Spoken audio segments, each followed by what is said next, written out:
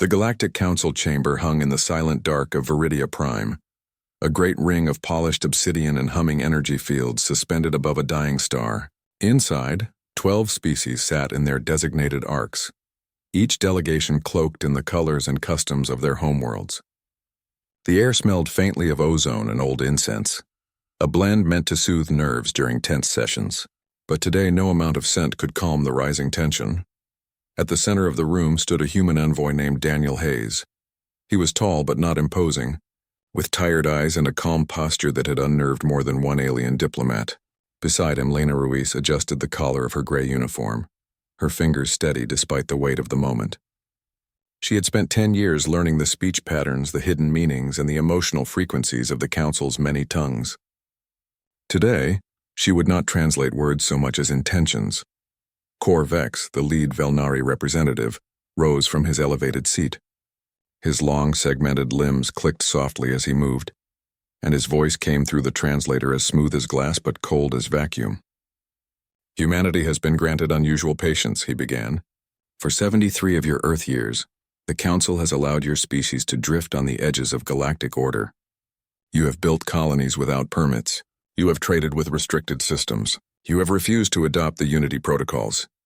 Daniel did not flinch. He simply listened, hands clasped behind his back, eyes fixed on Korvex's 3 dark eyes. The time for tolerance ends now, Korvex continued. You will surrender control of your military assets beyond the Sol system. You will permit Council observers on all human vessels. You will cease all independent research into quantum consciousness and bioenhancement, and you will accept the Moral Oversight Accord, which ensures your actions align with galactic ethical standards. A murmur rippled through the chamber. Some species leaned forward. Others shifted uncomfortably. The terms were harsh, harsher than expected. They were not an invitation to join. They were a demand to kneel. Lena's fingers twitched slightly. She heard what others missed. Beneath the formal phrasing, Korvex's voice carried a note of fear. Not of humanity's weapons. Human ships were still crude by Council standards, but of humanity's unpredictability. Humans laughed during funerals. They wrote poetry about war. They forgave enemies who showed no logic for mercy. To the Council, which valued stability above all, such behavior was not just strange, it was dangerous. Daniel took a slow breath. Then he stepped forward just one pace, but it was enough to silence the murmurs. Thank you for your offer, he said, his voice clear and quiet, amplified by the chamber's acoustics. We appreciate the time you've taken to consider our place in your order. He paused. Every eye in the room locked onto him. But we do not negotiate under threats. The words hung in the air like smoke. No anger, no defiance in tone. Just fact. Korvex tilted his head, his eye stalks narrowing. This is not a threat, Envoy Hayes. It is the natural consequence of non-compliance. The Council does not wish to harm your species. We wish to guide it. Guidance that strips us of choice isn't guidance, Daniel replied. It's control. And Earth has made its choice. He turned slightly to include the whole chamber. We've watched how the Council treats species that don't fit your mold. The Grelth are bred for labor. The ocean are silenced because their songs disrupt consensus. You call it harmony. We call it erasure. A few delegates shifted. The Grelth representative, small and hunched, looked down at his claws. The ocean envoy, a being of shimmering filaments, pulsed faintly with sorrow. You speak of ethics, Daniel went on. But your ethics only apply to those who obey. That's not morality. That's power dressed in robes. Korvex's voice sharpened. Then you choose isolation? Poverty, obsolescence? Daniel smiled faintly. We choose freedom. Even if it's hard. Even if it's lonely. He turned to Lena. She gave him a small nod. Without another word, they walked toward the exit. Their boots echoed against the stone floor, human sounds in an alien place. No one spoke. No one moved to stop them. The Council watched in stunned silence as the 2 humans disappeared through the arched doorway. Only when the doors sealed shut did the chamber erupt. What arrogance, snapped a Kitari delegate, his voice like grinding stone. They will starve within a decade, muttered a Zenthari matron, her tentacles coiling tightly. But Korvex did not join the chorus. He remained standing, staring at the closed doors. Something about Daniel's calm had unsettled him more than any fleet or weapon ever could. Humans did not beg. They did not bargain when backed into a corner. They simply walked away and kept walking. Back aboard their shuttle, Lena finally exhaled. "They'll sanction us by tomorrow," she said. "Probably," Daniel replied, strapping into the pilot's seat.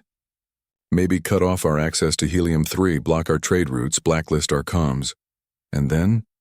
He powered up the engines. The shuttle hummed to life, its human-made systems rough but reliable. "Then we show them what happens when you leave humans alone with time, tools, and a reason to prove you wrong." Lena looked out the viewport at the spinning ring of Viridia Prime. "They think we're fragile, that without their tech we'll collapse." Daniel engaged the thrusters. The stars stretched into lines as they jumped to sublight. "Let them think that." On Earth, in hidden shipyards beneath the ice of Europa and inside hollowed asteroids near Ceres, work had already begun. Not on weapons, not at first, but on something far more dangerous to the Council's worldview: independence. True, unshackled independence. The kind that couldn't be coded, controlled, or calculated. The Galactic Council expected groveling. They got silence. And in that silence, humanity began to build, not just ships or shields, but a future they would define themselves. Daniel didn't look back as Viridia Prime shrank behind them. He didn't need to. The path ahead was clear. No negotiations. No compromises. Just humans doing what they always did when told they couldn't, trying anyway. The galaxy waited. For 3 days after Daniel Hayes and Lena Ruiz walked out of the Galactic Council chamber, nothing happened. No emergency broadcasts from Earth. No frantic pleas over diplomatic channels. No last-minute appeals. Just silence. At first, the Council assumed it was a tactic, a human bluff meant to buy time. Corvex ordered surveillance drones to monitor all human outposts from the asteroid belt to the edge of Proxima Centauri. But the feeds showed empty docking bays, dark command centers, and comms arrays broadcasting only static or looping old messages about weather patterns and crop yields. It was as if humanity had packed up and vanished overnight. On Viridia Prime, confusion turned to irritation. The Xanthari demanded immediate sanctions. The Qatari called for a show of force. Even the usually passive Oshan whispered that humans had insulted the unity of the galaxy and must be corrected. Corvex agreed. He drafted the official decree. All trade with human systems suspended, all human vessels denied docking rights at council ports, and all access to shared quantum data networks revoked. The vote passed unanimously, but still Earth said nothing. On Mars, deep beneath the rust-colored plains of Valles Marineris, Marcus Boone wiped grease from his forehead and stared at the final schematic glowing on his tablet. Around him, engineers moved with quiet urgency through the cavernous chamber of Project Aegis. The walls hummed with power, drawn from geothermal taps and orbital solar collectors hidden under camouflage fields.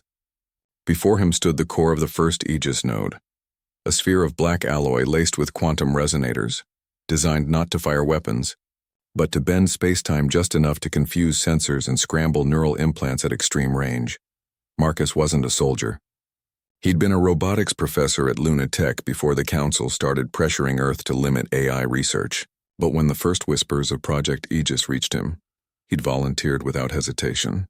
"If they want to treat us like children," he'd told his wife before leaving, "we'll show them what grown-ups build in the basement." Now, with the Council's sanctions in full effect, Aegis was no longer a backup plan. It was the only plan. 500,000 kilometers away on the far side of the moon, Chloe Bennett ran her fingers over the hull of her fighter, the Dawn Chaser. It wasn't sleek like the Xanthari interceptors or armored like the Qatari dreadnoughts. It was angular, patched in places with recycled plating, and powered by a prototype fusion core that defied standard physics by running hotter and cleaner than anything the Council had ever seen. Chloe had flown cargo haulers before joining the Stellar Vanguard, a new branch of Earth's defense force formed in secret over the last 2 years. She'd never fired a shot in anger, but she'd trained for this. Every simulation, every drill, every sleepless night in the centrifuge chamber had led here. Her squadron commander, a quiet man named Eli Tran, stood beside her. "They think we're hiding," he said. "Let them," Chloe replied. "While they're looking for us in the dark, we'll be the spark they never see coming." Back on Earth, cities carried on as usual. Markets bustled. Children went to school. But beneath the surface, the planet had changed. Factories once making consumer goods now produced shield capacitors and navigation beacons. Universities ran night classes on astrogation and field medicine. Even farmers in the Midwest repurposed irrigation drones into signal relays. No one panicked. No one complained. There was a strange calm in the air, the kind that comes when people stop waiting for permission and start preparing for what must be done. Meanwhile, the council grew restless. Their sanctions should have crippled human expansion within weeks. Yet human colonies on Titan and Ganymede reported stable oxygen levels. Supply ships, unmarked, untraceable, still arrived with food and medicine. And when a Qatari patrol tried to board a drifting human freighter near Neptune, they found it empty except for a single message scrawled on the bridge wall in English. "You're looking in the wrong places." Corvex paced his private chamber, his usual composure fraying. How can a species with no unified government, no central command and inferior technology simply disappear? He asked his aide. "The humans are not inferior," the aide replied carefully. "They are different. They do not rely on central systems. Their networks are decentralized. Their loyalty is to each other, not to protocols." Corvex hissed. "That is chaos." "Or resilience," the aide murmured. Frustration boiled over. The council convened an emergency session. This time there would be no more waiting. If humans would not submit peacefully, they would be made to understand the cost of defiance. A joint task force was assembled. 6 Xanthari heavy cruisers, 4 Qatari destroyers, and 2 Velnari command ships equipped with neural pacifiers designed to shut down human aggression centers from orbit. Their mission: enter the Sol system, establish a blockade, and force Earth to respond. As the fleet gathered at the edge of human space, Corvex watched the star maps flicker on his screen. Sol glowed like a quiet ember in the void. No distress signals, no military buildup. Just silence. He should have been reassured. Instead, a cold unease settled in his gut. Because silence, he was beginning to realize, was not weakness. It was preparation, and humanity had been preparing longer than anyone knew. On Mars, Marcus gave the final command. "Activate Aegis Node 1. Deep underground, the sphere flared with blue light. Across the solar system, hidden relays powered up. On the moon, Chloe climbed into her cockpit and sealed the canopy. Vanguard, this is Chaser Lead. All stations green. One by one, the fighters powered on, no fanfare. No declarations. Just humans doing what they did best, building, adapting, and waiting for the right moment to act. The Council fleet crossed the Oort cloud, and Earth held its breath. The Council fleet moved through the outer dark like a school of predators, silent and sure. 6 Xanthari cruisers led the way, their hulls bristling with plasma lances. Behind them, the Qatari destroyers pulsed with shield energy, and at the rear the 2 Velnari command ships hummed with neural pacifiers, devices meant to calm human minds from a distance, to drain their will, without a single shot fired. Corvex watched from the bridge of the lead command ship, his 3 eyes fixed on the star map. Sol grew larger with every passing hour. Soon they would reach the edge of Earth's defensive perimeter, but there was no perimeter, no early warning satellites, no patrol ships, no automated turrets, just empty space and the faint glint of a single human freighter drifting near the orbit of Pluto. It spun slowly, its engines dark, its hull pitted with micrometeorite scars. "Scan it," Corvex ordered. The sensors returned nothing unusual. No weapons, no crew, just cargo manifests listing grain, water filters, and spare parts. It was exactly the kind of ship humans used for colony resupply. Harmless. Forgotten. Still, something felt wrong. The Xanthari admiral, a battle-scarred veteran named Drell Vaughn, scoffed. "It's a ghost ship, probably abandoned when sanctions hit." Let it rot, but Corvex hesitated. "Send a boarding team. Check for traps." 2 Qatari shuttles detached and glided toward the freighter. Their crews, clad in armored suits, breached the airlock and swept through the empty corridors. They found nothing but dust, stale air, and a single blinking light on the bridge console. One Qatari officer tapped the screen. The moment his glove touched the panel, a low-frequency pulse erupted from the freighter's core. Not loud, not violent, but deep. It passed through metal, through shields, through flesh. It did not damage circuits or hulls. It targeted something far more delicate: neural implants. Every council species used them. Tiny devices embedded in the brainstem that regulated emotion, filtered irrational thoughts, and enforced social harmony. Without them, a Xanthari might feel rage so intense it would tear its own ship apart. A Qatari could drown in doubt and refuse to fire its weapons. A Velnari like Corvex might be overwhelmed by empathy so strong it would paralyze decision-making. The implants kept them stable. Civilized. Now they flickered. On the Qatari shuttles, the boarding team froze. One officer dropped to his knees, clutching his head. "I hear voices," he whispered. "My mother's voice, from when I was a child." Another began laughing, wild, uncontrolled laughter that turned into sobs. On the Xanthari flagship, alarms blared as crew members turned on each other. "You looked at me wrong," one snarled, shoving another into a bulkhead. "You always doubted my command." The Qatari destroyers veered off course. Their captains, suddenly flooded with memories of past failures, hesitated to give orders. One ship fired its main battery, not at the freighter, but at a nearby Xanthari cruiser, convinced it had been betrayed. Corvex staggered as his own implants sputtered. A wave of raw emotion crashed over him.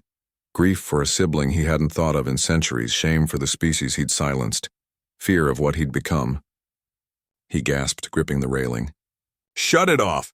Shut it all off, but the pulse wasn't a weapon that could be destroyed. It was a resonance, a frequency tuned to the very design of Council neural tech. And it was spreading. Back on Viridia Prime, the effects hit like a storm. Diplomats who had spent lifetimes speaking in measured tones now screamed at each other over imagined slights. The Grelth delegate, long docile under implant control, stood and declared his people would no longer serve. The ocean envoy wept openly, their filaments glowing with sorrow for every song they'd been forced to silence. Chaos bloomed in the chamber, not the chaos of war, but the chaos of feeling, unfiltered, unedited, human-like feeling. Corvex, trembling, finally understood. Humans never needed implants. They lived with this storm every day. Their art, their wars, their kindness, it all came from the same messy, uncontrolled well. They didn't suppress their minds. They trained them. They chose again and again to be better despite the noise, and now the Council had lost its crutch. In Sol system, the fleet unraveled. Xanthari ships fired on Qatari vessels. Qatari captains abandoned their posts to call home for the first time in decades. The Velnari command ships drifted, their crews curled in corners, overwhelmed by emotions they'd never been allowed to feel. From a hidden perch near Saturn's rings, Chloe Bennett watched the feed from her cockpit. "They're tearing themselves apart," she said quietly. "Not us," Marcus replied over the comms from Mars. "They did it to themselves. We just reminded them what it feels like to be alive." No human ship fired a single shot. No missile launched. No laser flared. Humanity had won not with force but with truth. And the truth was this: you cannot control a mind that has never needed controlling. Corvex slumped into his command chair, tears tracing paths down his segmented face. For the first time in his life, he felt real. And it terrified him. But beneath the fear, something else stirred. Hope. The Sol system hung quiet again, but this silence was different. It was not the silence of hiding or waiting. It was the silence after a storm, calm, clear, and full of questions. On Mars, Marcus Boone stood in the control room of Project Aegis, watching the sensor feeds. The Council fleet was still out there, scattered and broken but no longer hostile. Ships drifted in loose orbits, their weapons cold, their comms filled with confused, emotional chatter. Some crews were arguing. Others were singing. A few had gone completely silent, as if lost in thought for the first time in their lives. Chloe Bennett's squadron remained on standby near the moon, engines idling, but no orders came to engage. Instead, a new message arrived from Earth Command, short and simple. Hold position. Do not fire unless fired upon.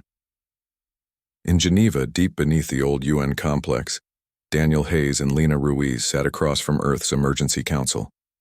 The room was plain, wooden table, paper maps, no holograms. Just people making hard choices. "We could finish this," said General Eli Tran, his voice low. "One strike on their command ships, and the rest will surrender. We'd have leverage for decades." Daniel shook his head. "That's not why we walked away." Lena leaned forward. "The Council didn't just lose a battle. They lost their minds, literally. Their whole society runs on those implants. Without them, they're scared, confused, maybe even dangerous to themselves. If we attack now, we become the bullies we accuse them of being. A long pause followed. Outside, rain tapped against the windows. What do we do then? Asked a young strategist named Priya. Daniel looked at Lena. She nodded.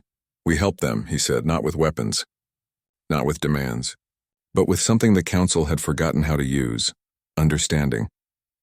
Within hours, Earth's comms network lit up, not with threats, but with an open broadcast. It carried no military codes, no encrypted data. Just a voice, Daniel's, speaking slowly, clearly in every major Council language thanks to Lena's translation work. You are not broken, he said. You are feeling. And that is not weakness. It is the first step to real choice. The message included files, simple ones. A guide to breathing exercises used by human soldiers to stay calm under fire. Recordings of children laughing. A short film of a farmer in Kenya, teaching his grandson how to plant seeds after a drought. Philosophical texts from Earth's past. Marcus Aurelius, Lao Tzu, Maya Angelou.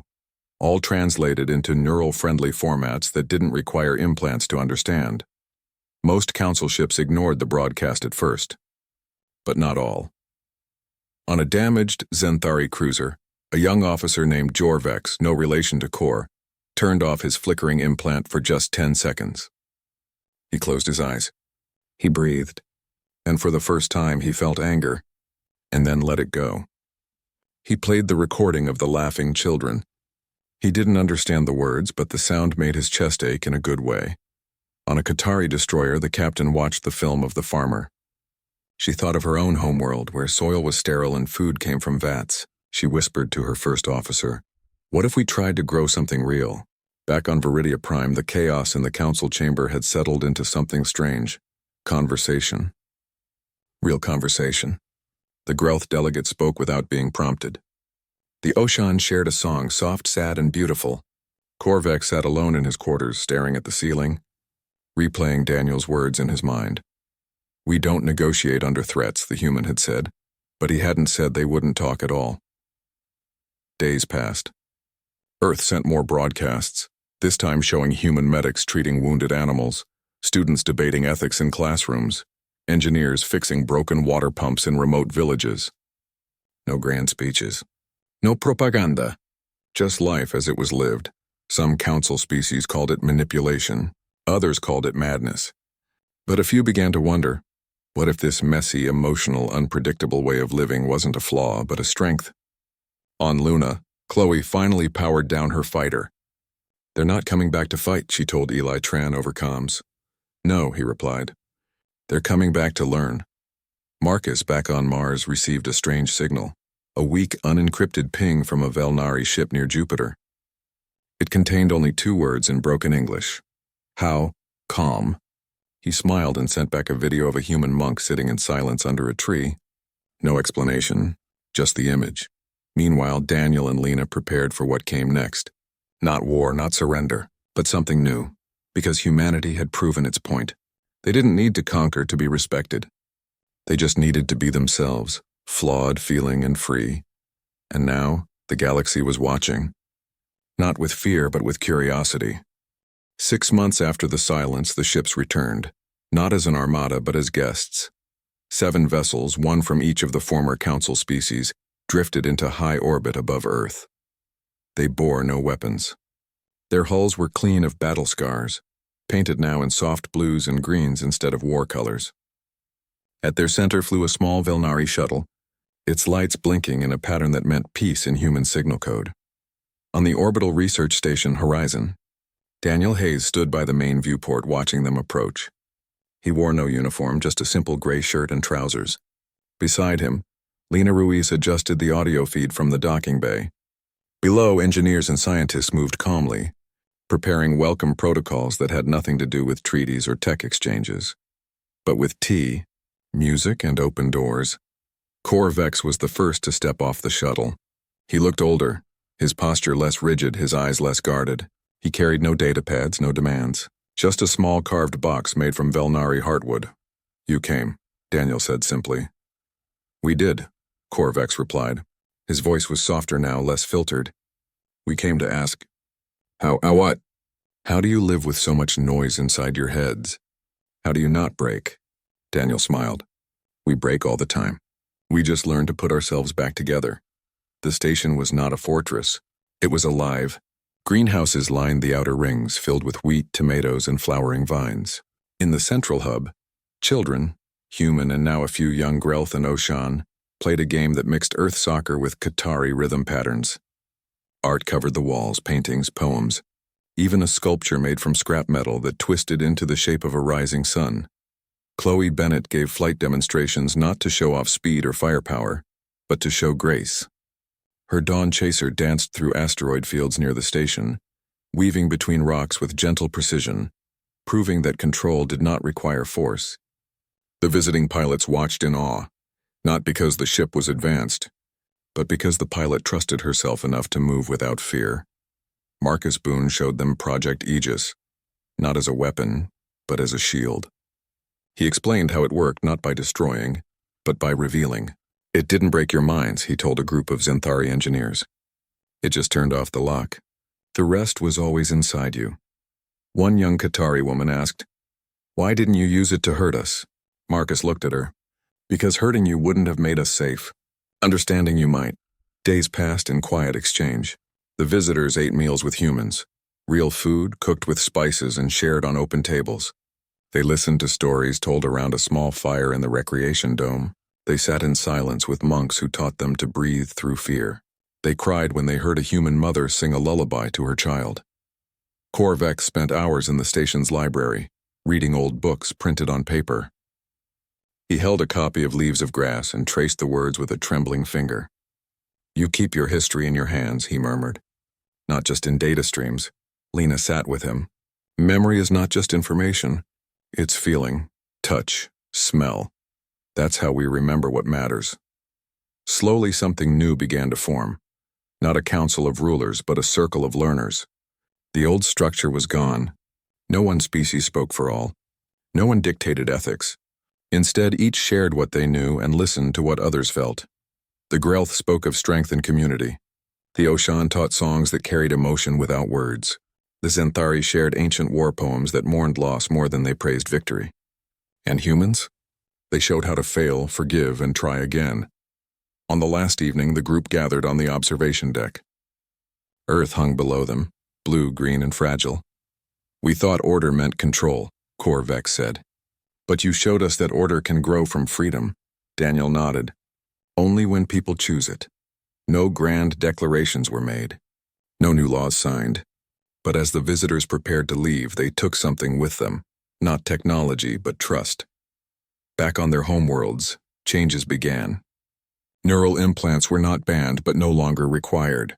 Children were taught to name their feelings before suppressing them. Art, once seen as frivolous, became part of education. And for the first time in centuries, the galaxy began to feel not like a machine, but like a living thing, messy, uncertain, and full of hope. Years later, historians would call it the quiet turning. Not a war, not a treaty, but a shift in how beings saw themselves. And at the heart of it all stood humanity, not as conquerors, not as saviors, but as neighbors who simply refused to stop being human. The galaxy would never be the same. And for the first time, it was glad.